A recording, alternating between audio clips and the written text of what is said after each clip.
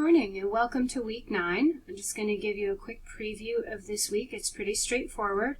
You have an instructional video on works cited lists. I'm also going to bring the handout on works cited lists down from the earlier week just so that it's repeated here, although that was a handout in a previous week. But I'll add an additional link to that here. So you have a video, that's my video on using works cited lists. You have another video on using the Purdue OWL citation machine.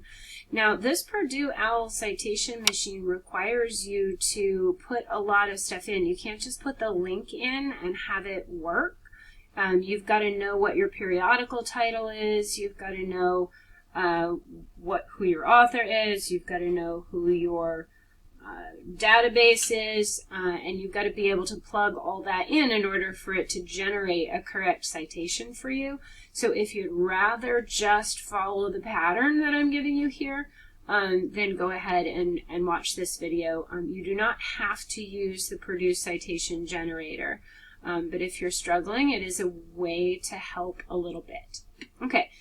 You can still get it wrong if you use the citation generator, especially if you don't understand the source that you're using and are not plugging in the correct information. So make sure you've looked back at your week 7 understanding sources assignment feedback. And if you need to try that again and make sure that you're understanding your sources appropriately, definitely redo that and send me an email to let me know to look back for a revision of that to make sure you're on the right track. All right, we are working this week on a works cited list workshop, and I am going to be looking in there throughout the week. Your initial post is due on Wednesday, and your responses to peers are due on Sunday. It says tell 3 students what you think they did wrong.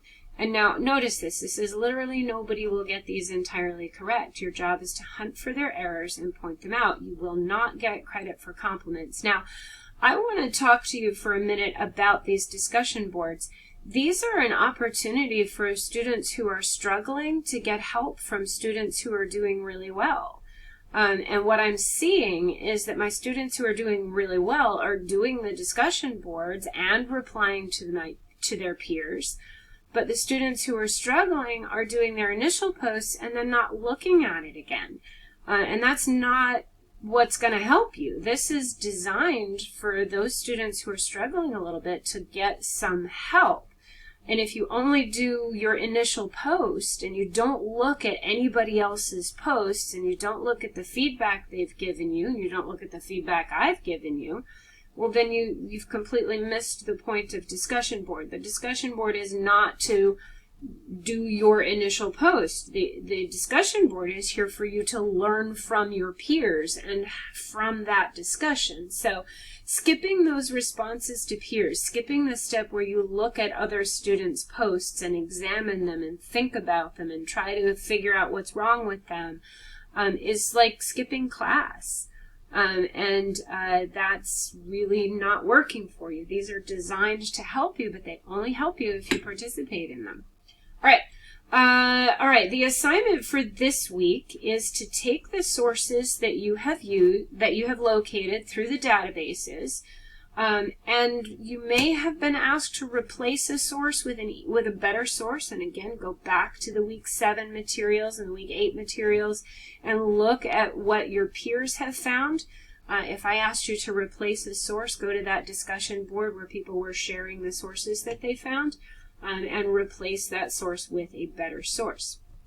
And I'm asking you to do what we did last week. You did one source paragraph last week based on one of the sources I assigned, and that will become part of your essay. And now you are writing one paragraph each for the 3 sources you found. Okay? Now, if you got confused about that last week, again, take a look at your feedback from the week 8 feedback and redo as necessary. Please include all 3 paragraphs in the same document or submission. Each paragraph should cover one of your 3 sources. Please use at least 2 quotes from the source in each paragraph. 3 is significantly better. Please use the sample source paragraph handout as a model and make sure you have watched the Using Sources instructional video. Now those are in earlier weeks, so make sure you are backing up to those models. I will be happy to put the sample source paragraph handout in this week again, just to make it easier for you. But it came with a video, and if you didn't watch the video walking you through it, I strongly suggest that you go back and watch that Using Sources instructional video. If you struggled on your paragraph last week, please wait until you've had feedback on it and maybe even redone it and emailed me before you do the next 3. The idea here is that you work on it, get feedback on it, and then work on the next ones instead of making the same mistakes over and over again. Also, this is a week where if you are struggling, I would encourage everyone to attend a help session. This is a great week to attend a help session. You just click on that Zoom link and it connects you to Zoom. I don't need to be in Zoom right now and Meeting for All, but it's as easy as that. The hours of the Zoom meetings are posted here in Blackboard. So it has another live Zoom link and you can use either one. But if you open this instructor contact information, you'll see that I hold a session Monday at noon, Tuesday, Thursday at 8:30. I have a class you're welcome to join if you'd like to be part of the class.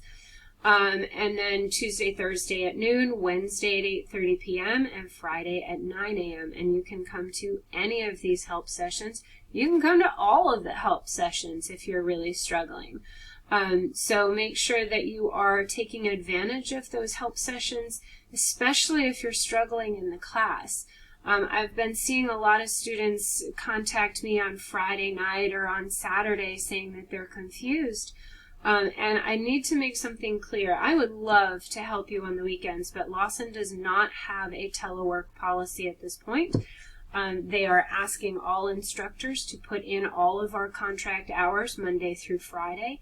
And that means that I have put in all of my hours by the end of the day Friday. So any emailing that I do is extra and beyond what I'm being paid to do. And I do sometimes email when I see that a student is struggling or needs some help over the weekend, but kind of keep in mind we're not getting paid for that time. So if you need my help, I'm really, really happy to offer it. Please make sure that you take advantage of those help sessions during the week, so that when it comes to the weekend and you're getting ready to turn in your work, you've had your questions answered.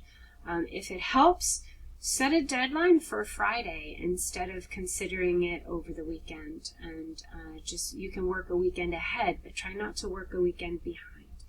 I am on your side. If you need to meet with me in Zoom outside of the times that I've listed here for the virtual help sessions, definitely send me an email during the week and set up a time for us to meet during the week.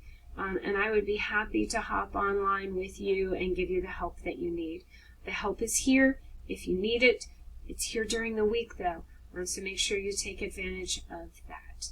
All right, let me know if you need help this week, and I will be here to help.